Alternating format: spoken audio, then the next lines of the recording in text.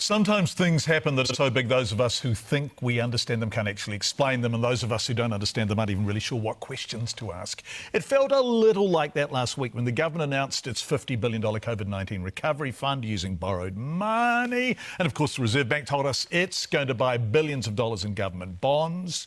So if the Reserve Bank is lending the government money, where does their money come from? Why is the Reserve Bank doing this now? Who decides this happens? And where does the money go when it's repaid?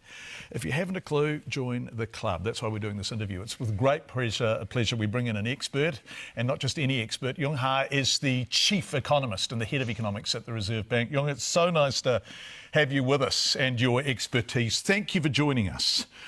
Are you somewhere? Are you out the back with the printer? Metaphorically, we are. I mean, that's one of our special powers. Central banks can print money or create money. These days it's done electronically. We're in a digital world. It's not analog. We're not physically up there cranking the handles and money coming out. But can I come back to my obsession with, and we're talking metaphorically, you're obviously not printing real money, but you are creating money. Who gives you the right to do that? Who says you can? Well, the government does. I mean, it's our superpower, if you like. Legislation says that the central bank, all central banks have that superpower to create money, just like the government itself has its own powers to be able to levy taxes and change taxes. So central banks have that unique feature of being able to create money. And so if you create, for argument's sake, $50 billion extra and you buy government bonds, so therefore the government is borrowing the money from you, when eventually at some stage in the future the government repays you, what happens to the money?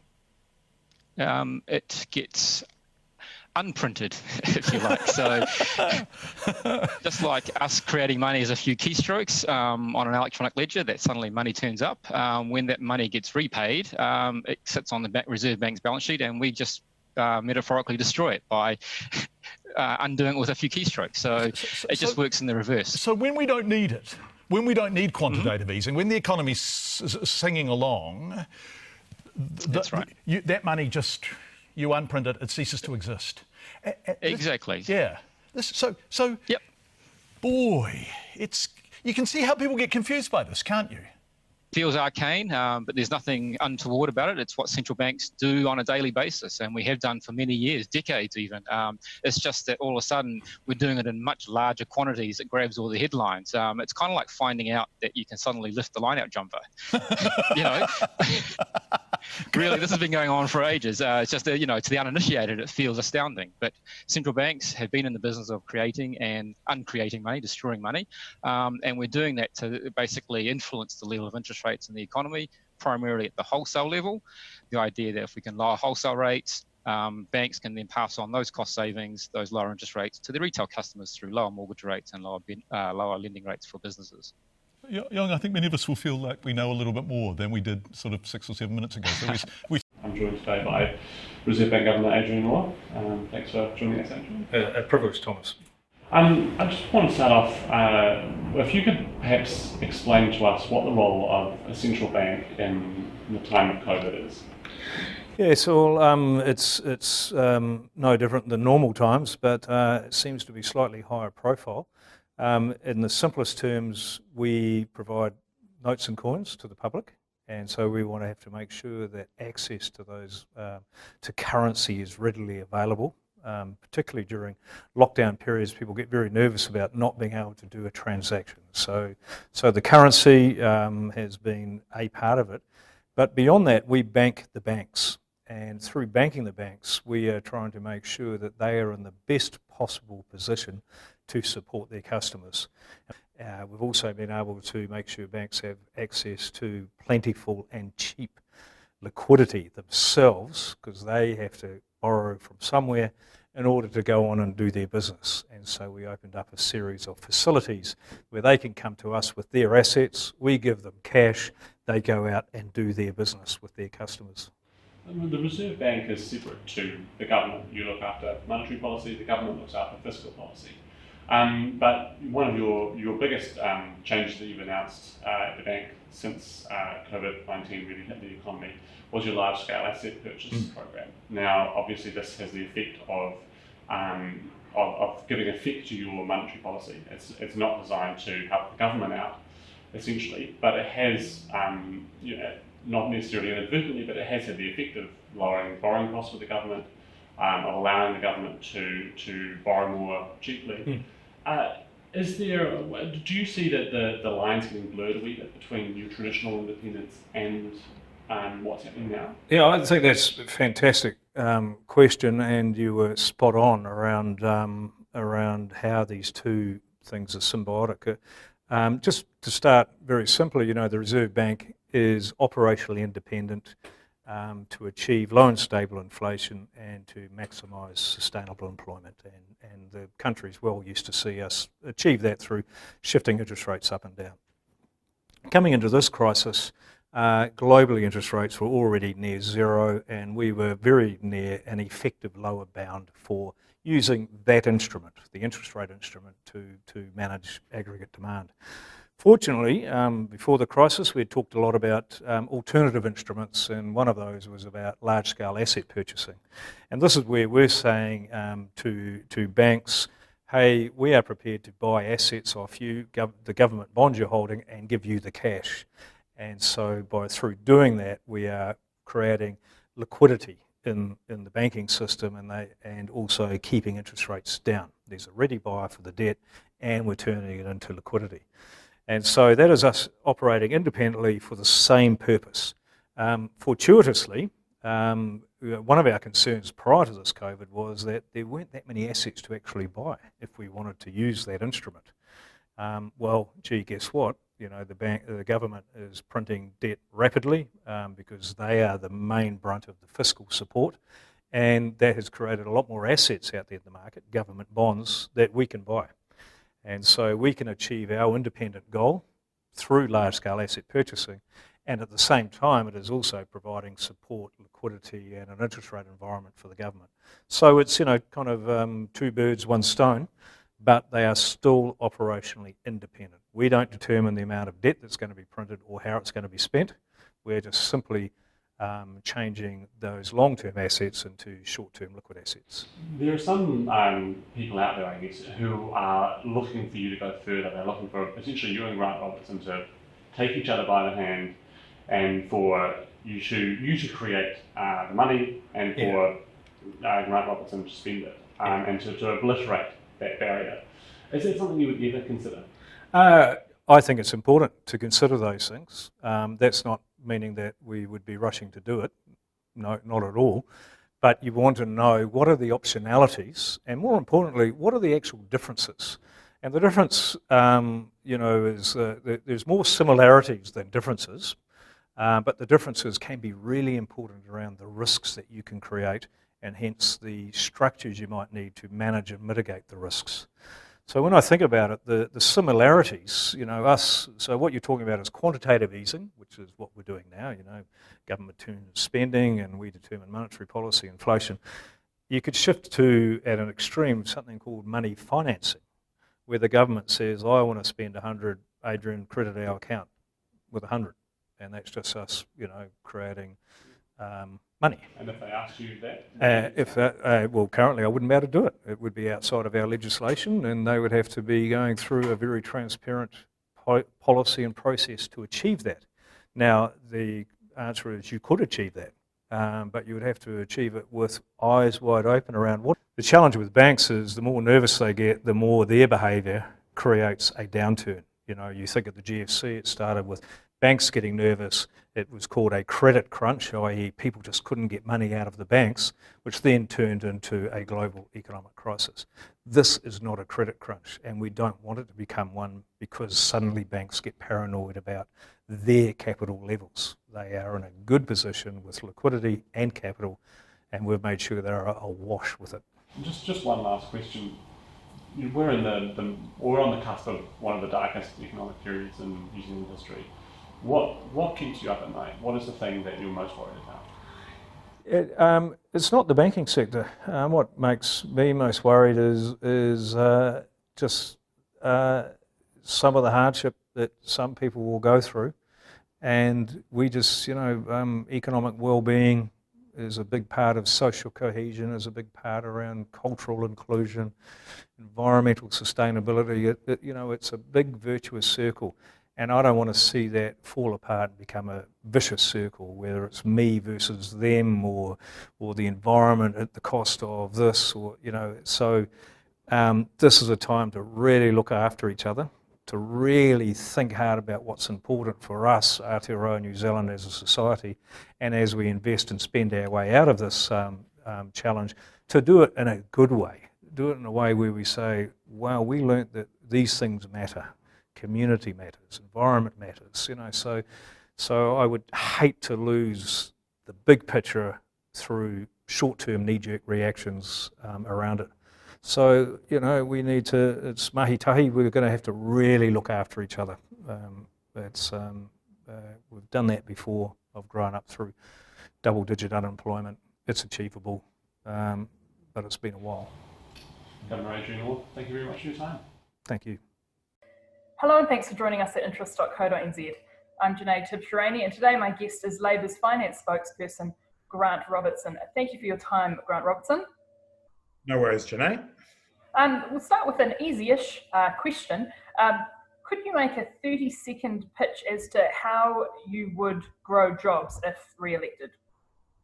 Yeah, it's a partnership between the government and the private sector to do that.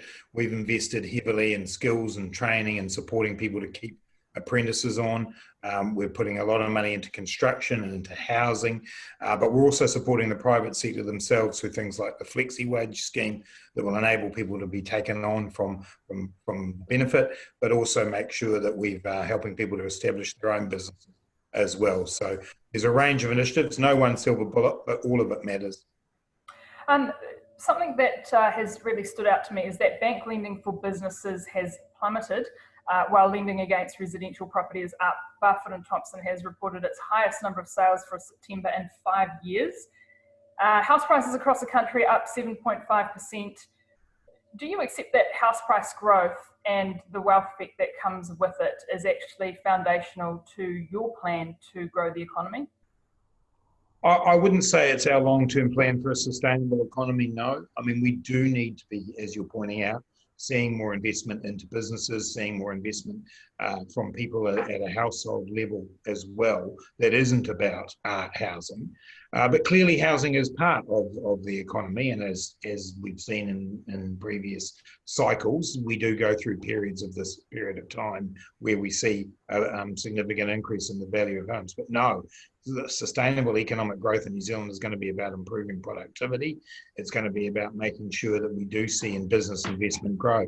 Business investment, in the way that you characterise it, is around confidence, I think, and we're starting to see some confidence return. We saw in the latest ANZ survey a significant improvement there. So we do need and we must move ourselves to a wider range of things that are driving growth in the economy.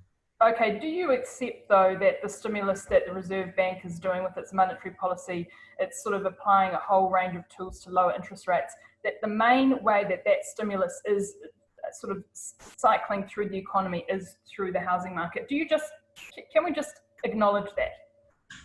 Look, I absolutely acknowledge that housing and people seeing low interest rates will push them potentially to move into housing. So I do accept that. But clearly, the point of this is to ensure that we, the work that the Reserve Bank done is about keeping interest rates low to encourage a range of investments.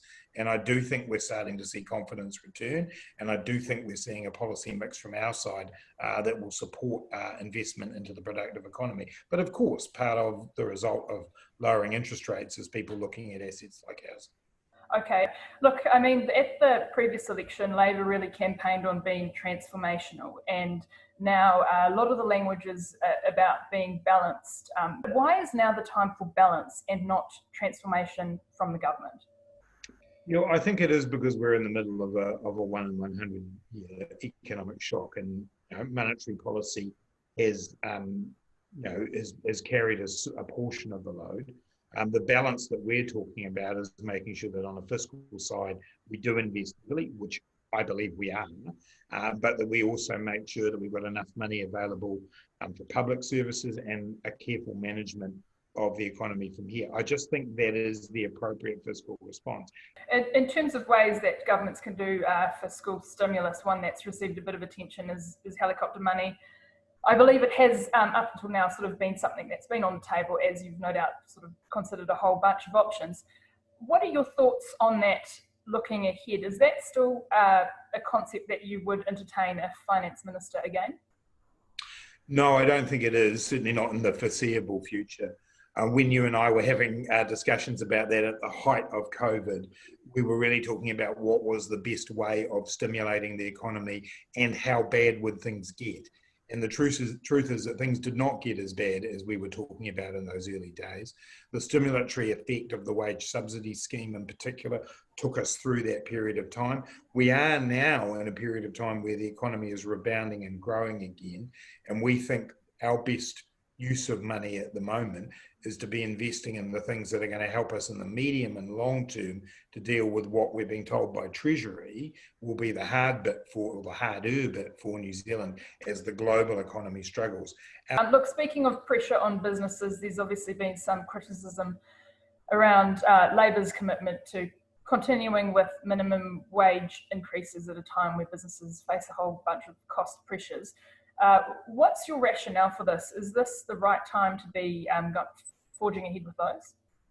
I hate to use the word balance again, but it is a question of balance, making sure that we support small businesses, which we're doing through initiatives like the cash flow scheme, the new digital training vouchers, regulation of merchant fees and so on, but balancing that with the fact that low-income people do need further support and that working people need further support generally around sick leave.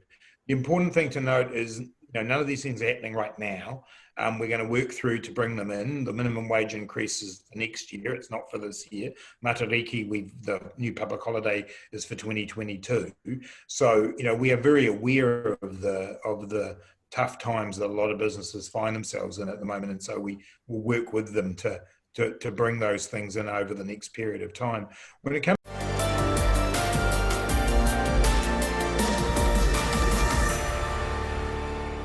So the leader of the National Party, Judith Collins, is with us. Very good morning to you. Good morning, Mike. To that later on, if we got time in education generally. Is Adrian Orr doing a good job? Well, I suppose so. I've met with him, obviously, several times, and I've been on the Finance and Expenditure Committee until recently, when I took over leadership, and I've met with him since then. His way of dealing with things is simply to quantitative ease. In other words, basically just put fake money back into the market. That's essentially what it is. And to put that money as a transfer into the banks. So I don't know what else he'd be doing at this stage, given that that is what's happening all over the world. But even he said worst economic times in 160 years is what we're going into. So I think at least he understands the situation, because I don't think that the government does. So you trust him? I think I trust him for telling us the truth about what he's doing, and for at least having a plan to get us through some difficult times. But he's not someone who, he's very frank about the fact that he's going to have to make some stuff up as he goes along. The reason I ask the question is we're heading towards potentially negative interest rates next year. Australia seem determined not to head towards there, and the Bank of England don't seem to be keen either. Are they right and we're wrong, or are we right and they're wrong? And do you worry about that? Yeah, well, earlier this year, Adrian Orr told me that they were, he didn't think we'd end up in negative interest rates. He didn't want to use that lever. And now it turns out he's now thinking, well, maybe he does need to. I think the problem is that negative interest rates has its own downfalls, as everyone can understand, and then we can end up with some form of hyperinflation again out of this. I would, at least I note with him, he tells us what's going on and he tells us what his thinking is. Where I think he's got himself way off keel with a lot of businesses in particular is his embracing of the very woke well-being budget nonsense, and frankly, look, that's when we hear Reserve Bank governors going down that path, it does worry me. I'd actually just like them to stick to their knitting. What's your final message that you want people to take away from this morning, apart from vote National?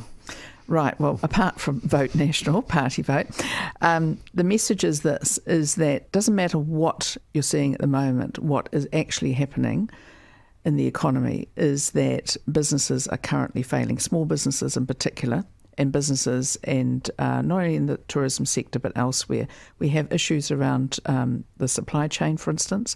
We have issues around qualifications and experience. And what we're seeing is that the government at the moment has no idea about what to do. Their only plan is to keep borders locked and to talk COVID. Our plan has to be around a better way, and that is actually about growing the economy, and that we do have a plan to do it. The economy is key. We can't have health funding without money. We can't have education funding without money. We can't do anything without money, and that money can't just keep being printed.